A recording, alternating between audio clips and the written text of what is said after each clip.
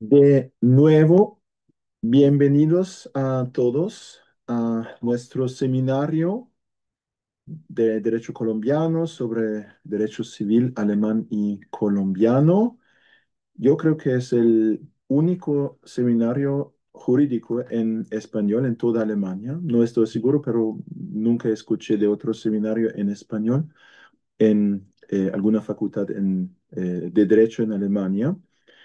Ya es la cuarta vez que realizamos este seminario y ahora es un gran placer saludar a Gabriel Barreto. Gabriel Barreto es el cofundador y copresidente de la Asociación Colombo-Alemana de Juristas. Es abogado de la Universidad Santo Tomás en Bogotá. Tiene una muy importante firma de abogados en Bogotá. Tiene una maestría de Alemania de la Universidad de Constanz y trabaja mucho en las relaciones colombo-alemanas, muchísimo. Y como ya mencioné, es el copresidente de nuestra Asociación Colombo-Alemana de Juristas. Un gran placer, un gran honor que nos acompañas el día de hoy. Y ahora tienes la palabra para tu ponencia. Estimado Michael, muchísimas gracias. Un cordial saludo para todas las personas que están conectadas. Yo estoy en Bogotá, Colombia, entonces muy buenos días para los que están en Alemania. Buenas tardes para ustedes. Espero no eh, extenderme mucho.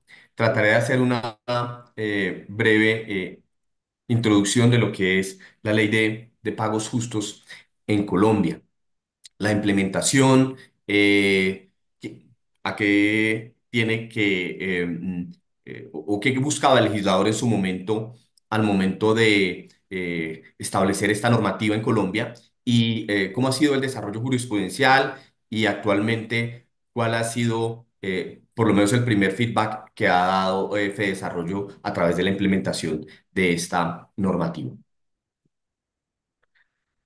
A manera de introducción, esta ley fue promulgada en Colombia en el 2020. Es conocida como la Ley 2024. No sé si pueden ver totalmente toda mi pantalla. Em, pero esta ley fue promulgada en el 2020 como la ley de los pagos justos en Colombia. Naturalmente, lo que buscaba proteger esta normativa era todas las pequeñas y medianas empresas, las conocidas en Colombia como MIPYMES y en alemán las KMU, las Kleine und Mittlere Unternehmen. En Colombia tratamos de hacer algo muy similar a lo que se encontró en Europa a través de las directivas del año 2011 de la Comunidad Europea y posteriormente acogido en Alemania en el año 2014 como la ley para combatir el retraso para los pagos en las transacciones comerciales. Esta ley, ¿qué buscaba? Que las pequeñas,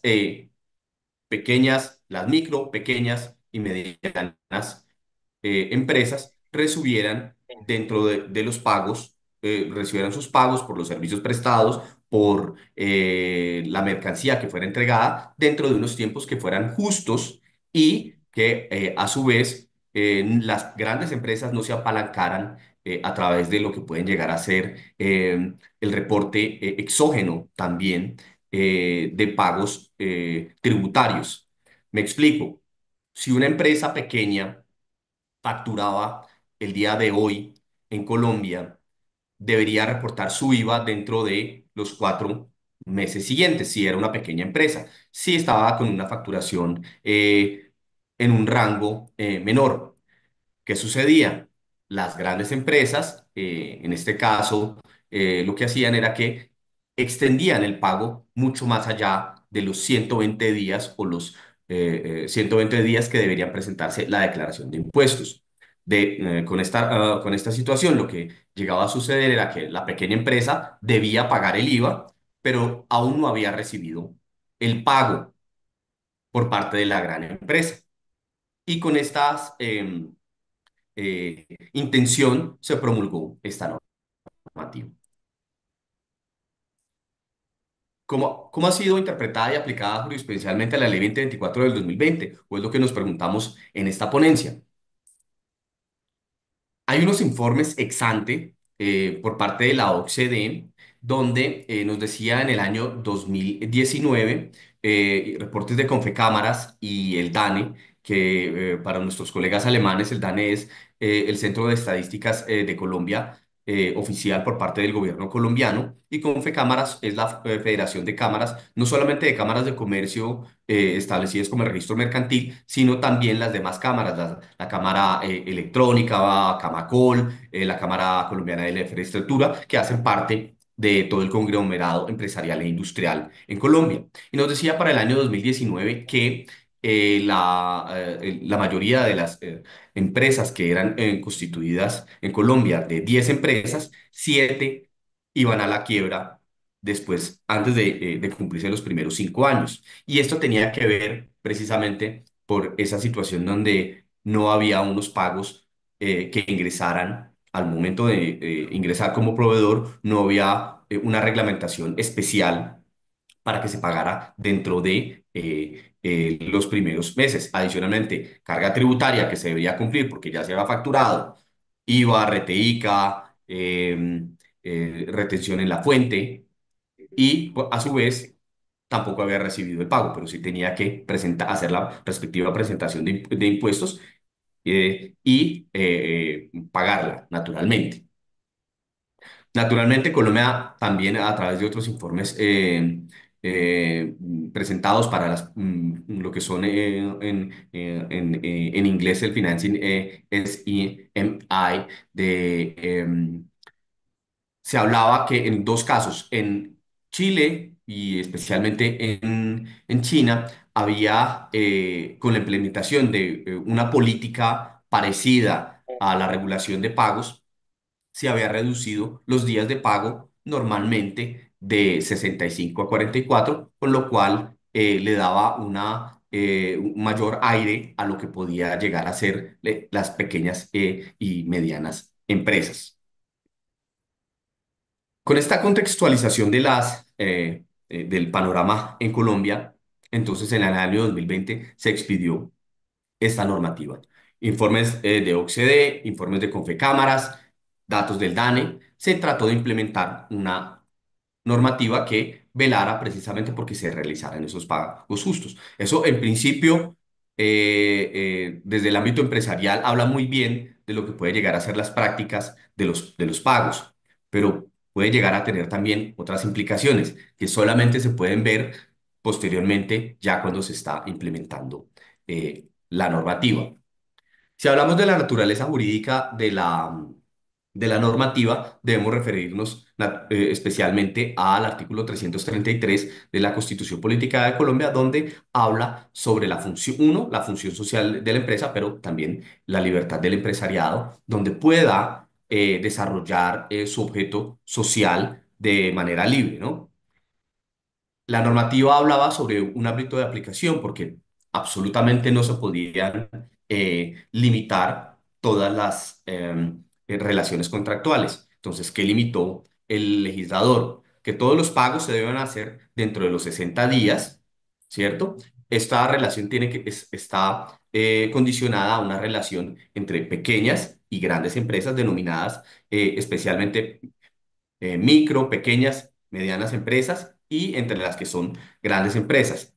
Para nuestros colegas alemanes, es importante mencionar que desde el punto de vista del derecho tributario en Colombia,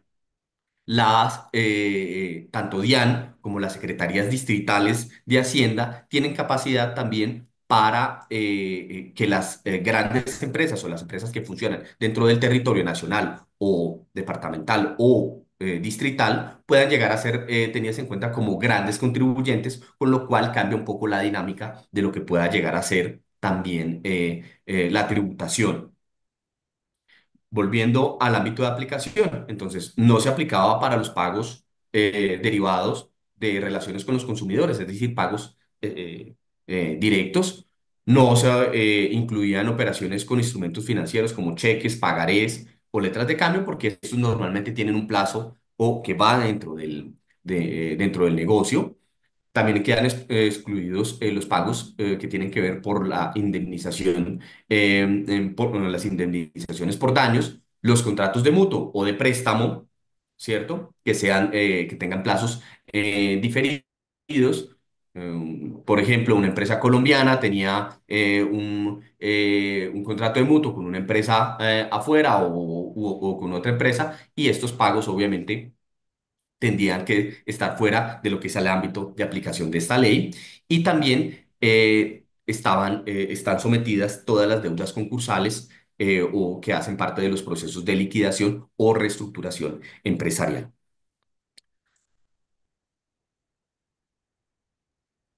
Si hablamos nuevamente de los fundamentos normativos de la Ley 2024, tenemos que mencionar que fueron desarrollados a través de un decreto reglamentario, que es el decreto 1733. Eh, a manera de ver, por lo menos para el suscrito, un poco de falta de técnica legislativa al momento de establecer palabras como pago y obligación, ya que el legislador confunde eh, algo tan puntual como lo que puede llegar a ser un pago o una obligación. Y el decreto reglamentario tampoco mencionó, a mi manera de ver, cuál era el procedimiento que debía seguir las autoridades en Colombia al momento de encontrar una violación directa a esta norma por parte de alguno de los implicados en una relación comercial como esta. También debemos mencionar como un fundamento normativo que en Colombia no era la primera vez que se trataba de dar una protección a las MIPIMES. Desde el año 2000 ya teníamos la ley 590, donde se trataba de impulsar este pequeño estas empresas y darles una protección especial, pero no se hablaba especialmente sobre unos pagos o las fechas donde se deberían hacer los pagos justos. Desde el año 2020 hemos tenido dos grandes fallos que han sido revisados por la jurisprudencia. Una primera sentencia de la Corte Constitucional donde hablaba sobre la exequibilidad de la norma. ¿Por qué? Porque resulta que el legislador, el constituyente entendió que para las MIPIMES, en el caso que ellos ya no fueran proveedores y que no se beneficiaran, sino que fueran acreedores, es decir, de otra forma, sí podían redactar plazos de pago que fueran más extensibles, porque lo que estaba buscando el legislador o lo que había entendido la Corte Constitucional en ese momento era que se quería dar una protección a una simetría económica que pueda llegar a existir entre lo que es una gran empresa y una empresa menor que cuenta con menor dinero y capacidad empresarial. Además, también entendiendo también las dinámicas de los grandes contribuyentes, donde simplemente ellos tienen que hacer unos pagos en otras fechas a través de las autoridades de impuestos, sea nacional o distrital.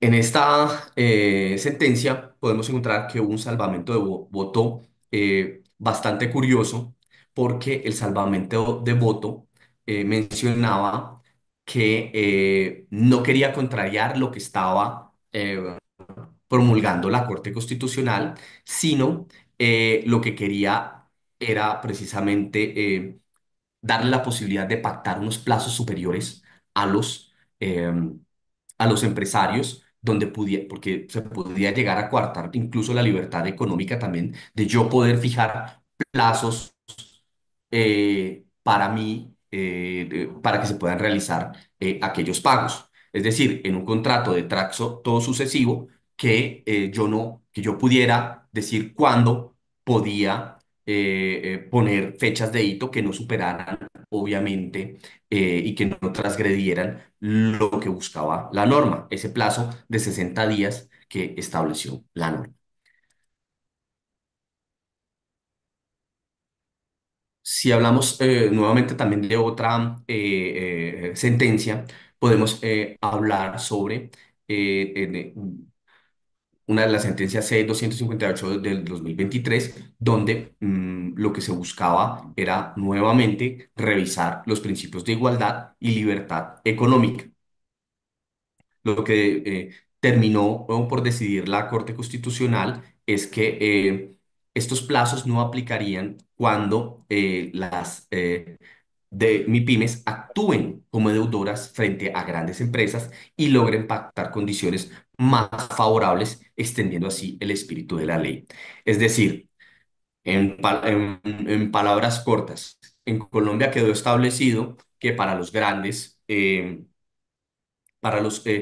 proveedores, en las situaciones donde los acreedores sean las pequeñas empresas, ellos podrán pactar unos plazos superiores a los que contempla esta normativa. Pero en el caso en la que ellos funjan como proveedores, ellos sí, la gran empresa deberá respetar la fecha de los 60 días. Eso fue lo que terminó decidiendo la Corte Constitucional, con lo cual prácticamente la ley quedó incólume, no fue declarada exequible, es decir, ya tuvo un examen de constitucionalidad por parte de la Corte Constitucional, dos exámenes de constitucionalidad. Ahora, eh, el concepto de la SIG, que viene siendo como para nuestros colegas alemanes la Aufsichtsbehörde für Gesellschaften o die Aufsichtsbehörde für Handels, para decirlo así, que es la entidad encargada de hacer la revisión y la regulación dentro de, el comercio que hay en Colombia. Ya habíamos mencionado que inicialmente la normativa no incluía un procedimiento especial para la sanción, ya que esta normativa imponía puntualmente 60 días y una sanción para las empresas que incumplían con o que ponían un plazo diferente o que querían obligar a las pequeñas empresas a poner un pago diferente. Como no existía un procedimiento, la SIC, a través de este concepto del año 2022, dijo que tenía que surtirse por el procedimiento ordinario administrativo, con lo cual, a mi manera de ver, pues termina haciéndose mucho más lento y mucho más demorado lo que pueda llegar a resultar de estas investigaciones. Trataré de avanzar un poco más rápido para no... Am, en el año, este año, en marzo, en el año 2025, em, Fedesarrollo, que es la Federación Nacional para el Desarrollo y la Industria, hizo un estudio. En ese estudio hicieron una encuesta y en aquella encuesta mencionaron que solamente de las 363 empresas que fueron evaluadas o que fueron consultadas, solamente el 24% de estas empresas conocían como tal la existencia de esta normativa. Es decir, existe una falta de publicidad por parte del legislador y por parte también de los entes de control para que pueda llevarse a cabo esta implementación de los pagos justos. Y cuando le volvieron a preguntar a ese 24% por si hacían o no hacían uso, la mayoría dijo que no, porque uno, una situación clara es que considera que hacer uso de esta herramienta legal puede deteriorar la relación comercial con su cliente y naturalmente los va a perder al final del día porque si te denuncian ante la SIC, pues ya no va a ser tu cliente, eso es bastante claro. Y segundo, en menor medida, algunos mencionaron también que los trámites administrativos son bastante tediosos y dispendiosos y no existía una claridad en la normativa sobre cómo ejercer estos derechos. Las gráficas aquí de Fedesarrollo, donde se puede ver precisamente por cada uno de los sectores micro, pequeña y mediana empresas si tenían o no tenían conocimiento por parte de ellos de la existencia de esta normativa y si han hecho o no han hecho uso de estas. Y al momento de preguntarles por qué no han ejercido esta facultad, pues dice que el 11% dice que no, no tiene, o por lo menos 11 de las empresas dicen que no es clara cómo pueden ejercer sus derechos. Los otros dicen que no es claro, que los trámites administrativos son dispendiosos y, y el 50% cree que ejercer este derecho puede deteriorar la relación comercial con sus clientes o puede llegar a perderlos. Entonces, desde el empresariado y desde la academia debemos buscar siempre alternativas para mejora. Y por eso tal vez este sea un espacio, un primer espacio para compartirlo y es precisamente unas propuestas que pueden llegar a tener mejora para esta normativa. Un primer, una primera es establecer una forma clara de un procedimiento administrativo sancionatorio y la autoridad competente para aplicar las sanciones. Dos, optimizar procesos de denuncia y resolución con la prioridad en la anonimidad. Esto no lo digo exclusivamente yo, incluso también Fedesarrollo y algunas, y Confecámaras también lo ha dicho. Este tipo de denuncias hace que la SIC de oficio pueda llegar a resolver también algunas situaciones donde ha sido una práctica empresarial y puede llegar a ser una práctica restrictiva también y violar la libre competencia. Tres, naturalmente actualizar página web y demás, aunque parezca banal, pero actualizar y centralizar la información digital de la web que sea clara, eso esto especialmente en la SIC, que sea clara cómo puede llegar a acceder los particulares a esta información. Cuarto, esto se puede desarrollar a través de un trabajo conjunto con la DIAN, establecer la obligación para las empresas grandes de reportar por lo menos una vez al año los pagos o para sus proveedores. Todos los que han manejado impuestos en Colombia seguramente conocen que se debe hacer una declaración exógena. Precisamente, si se hace una declaración exógena, pues reportar efectivamente cuándo fue la fecha y si se está haciendo la ley se está cumpliendo con la ley de pagos justos. Debo mencionar que hay algo positivo dentro de la normativa y es que dentro del desarrollo que dio el anterior gobierno nacional, eh, impuso también como una condecoración, es un sello para las empresas que hacen pagos justos y la gente tampoco lo conoce. Entonces, hay un listado de las empresas que sí hacen pagos justos y tienen un reconocimiento por parte de la nación o del gobierno en este caso. Y eso también podría llegar a ser un incentivo para que la gente desarrolle estos pagos justos em, y desarrollar un régimen sancionatorio autónomo que pueda definir cuáles son las actuaciones consideradas opuestas a las sanas prácticas de la competencia. Para concluir, si llegamos a unas conclusiones muy breves, sería primero que la ley 2024 de 2020 buscaba por lo menos una protección de las MIPYMES y que fueran más equitativas. Su origen obviamente corresponde a unas asimetrías que desde el punto de vista constitucional podrían ser protegidos. La ley, a mi manera de ver, tenía confusiones principales como lo que es un pago y una obligación. Eso es un poco de falta de técnica legislativa y una falta de procedimiento sancionatorio claro, y rutas efectivas para la denuncia. Em, el decreto reglamentario el 1733 que regulaba pretendía regular estas deficiencias, pues en algunos aspectos terminó siendo contradictorio, precisamente porque confunde nuevamente palabras clave como lo que es pago y obligaciones. La desconexión entre la norma y los mecanismos institucionales que existen en Colombia, como son las SIC, para que puedan implementarse este tipo de normativas y eh, en general, nuevamente, la falta de técnica legislativa y desde el principio organizar tal vez una ley muy bien intencionada que buscaba proteger a los micros, pequeños y medianos empresarios, pues que sea desarrollada y que sea mejorada nuevamente para que estas tal vez imprecisiones que tiene la norma sea mejorada. Muchísimas gracias.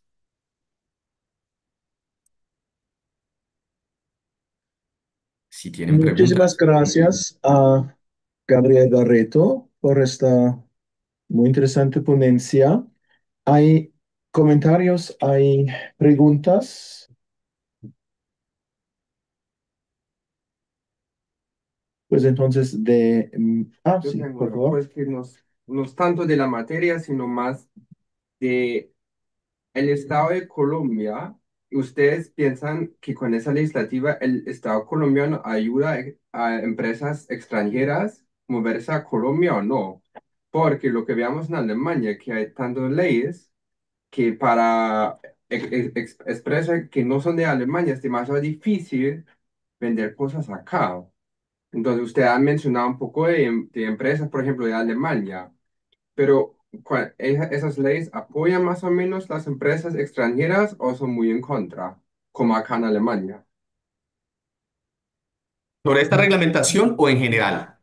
En general.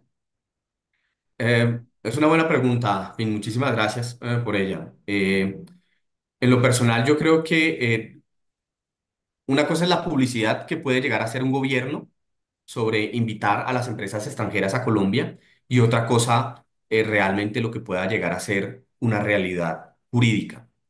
En este momento nosotros estamos frente a una situación donde en Colombia en los últimos 30 años se han presentado 29 reformas, 29 reformas tributarias.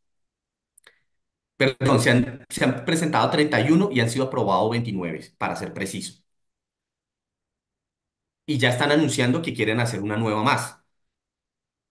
Eso no es, a mi manera de ver, eso no es atractivo. Em, y termina siendo difícil convencer al empresariado extranjero, europeo, norteamericano, incluso suramericano, de invertir en Colombia. Es un muy buen país y tiene grandísimas oportunidades, pero sin una seguridad jurídica sobre ello es bastante difícil que se pueda hacer. Hoy en día también estamos eh, a portas de una nueva reforma laboral. La reforma laboral termina satanizada precisamente porque termina enrarecida por un ambiente político, a mi manera de ver, y no buscan necesariamente incentivar mayor empleo,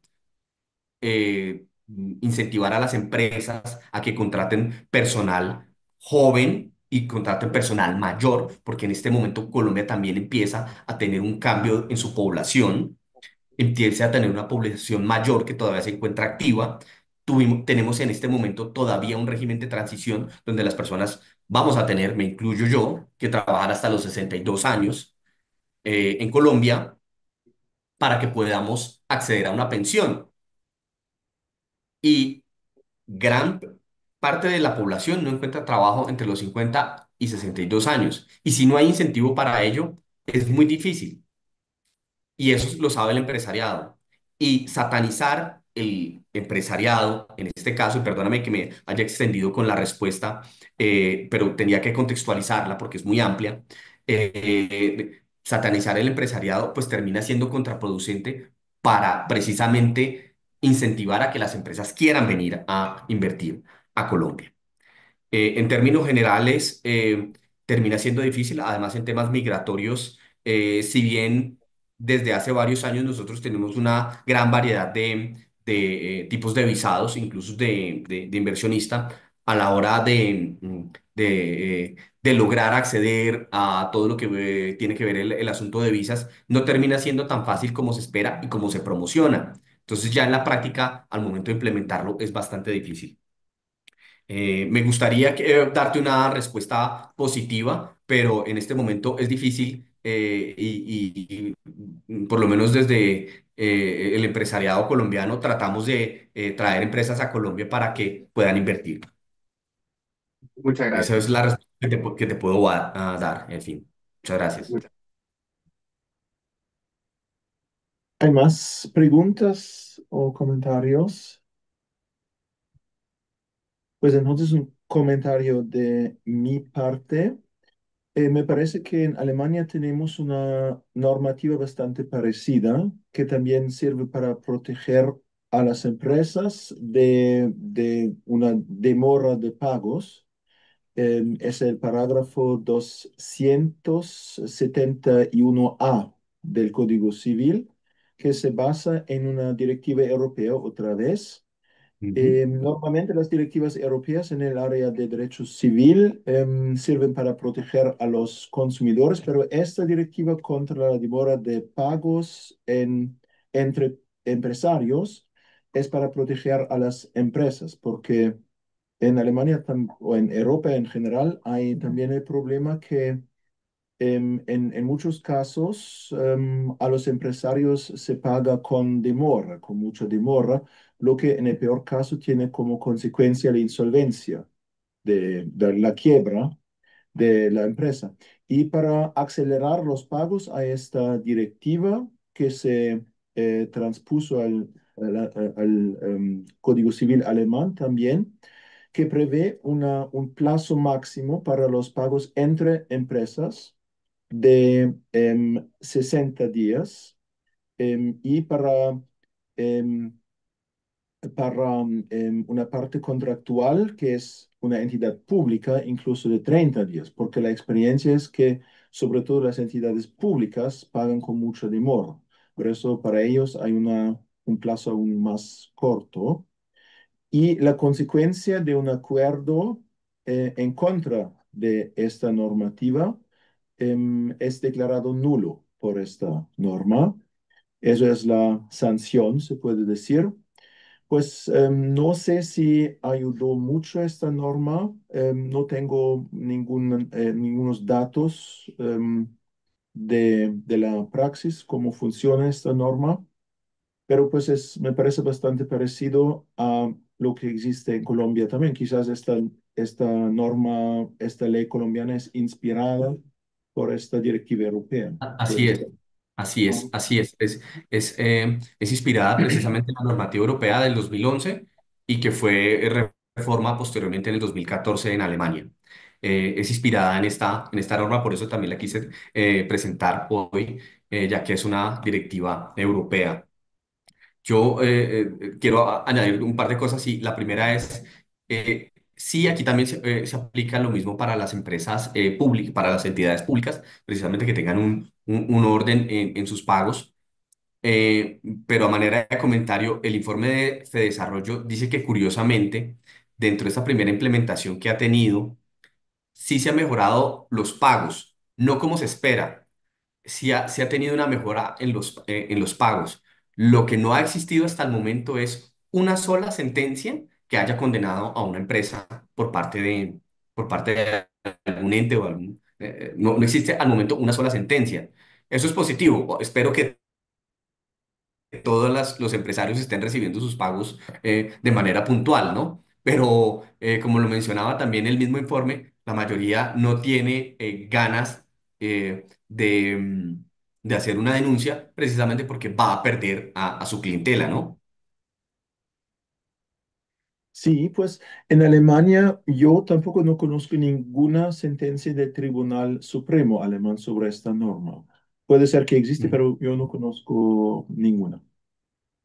Parece bastante ujú, parecido. ujú. Muchas gracias. ¿Hay otros comentarios, otras preguntas? Bueno, entonces agradezco otra vez muchísimo a Gabriel Barreto y muchos saludos a Bogotá desde Kiel. Muchísimas gracias. Muchas gracias también. Ok. Muchos saludos para aquí. Que estén muy bien. Chao.